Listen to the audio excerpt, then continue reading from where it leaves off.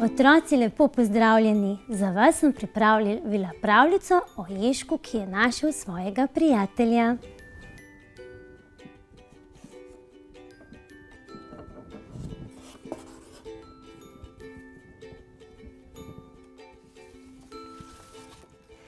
Ježek je živel svoje mirno življenje pod drevesom in nikoli ni z nikomur govoril. Nikoli ni nikomur pomagal in nihče ni nikoli pomagal njemu. Tako življenje mu je bilo zelo všeč. Nekega popoldneva se je sprehodil, sam seveda, ujel ličinko, jo pojedel, potem pa se ga je lotila zaspanost. Ježek se je ravno namestil v kup suhega listja, da bi malo zadremal, ko cop. Nekaj mu je padlo na hrbet in ni hotelo dol. Trudil se je, da bi videl, kaj je to, in spet se je trudil. In še bolj se je trudil. Potem pa je pogledal navzgor. Jabolko! Gotovo je jabolko, je pomislil. Na njegovem bodičastem hrbtu je res obtičalo jabolko. In še kako je obtičalo. Bolj se je ježek mučil, da bi se ga znebil, bolj je tičalo na njegovem hrbtu. Ježek je začel jokati.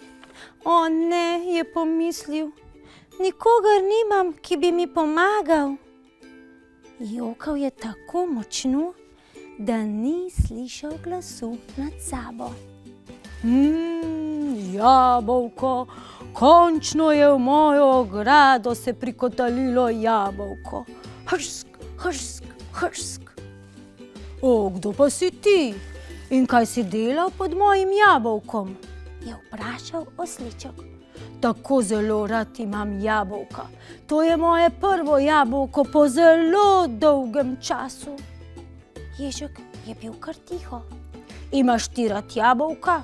Seveda jih imaš, vsak jih ima, tako sladka so, tako hrustljava so. Ježek še vedno ni rekel nobene.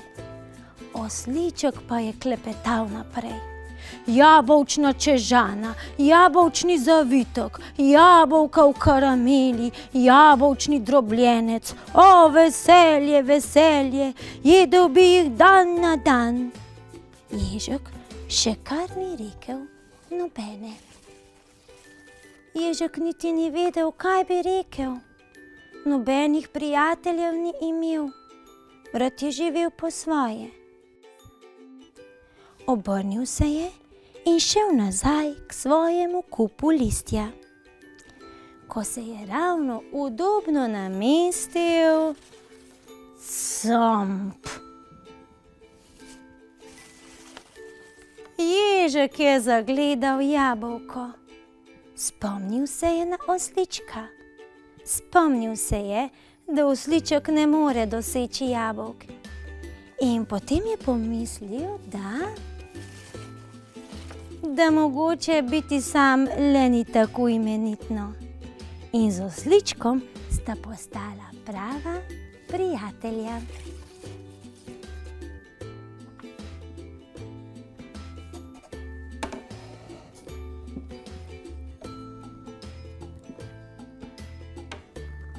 Dragi otroci, zdaj pa tudi vas povabim, da narišete risbico o ježku in njegovem prijatelju osličku in jo pošljete na uredništvo afna.bled.tv.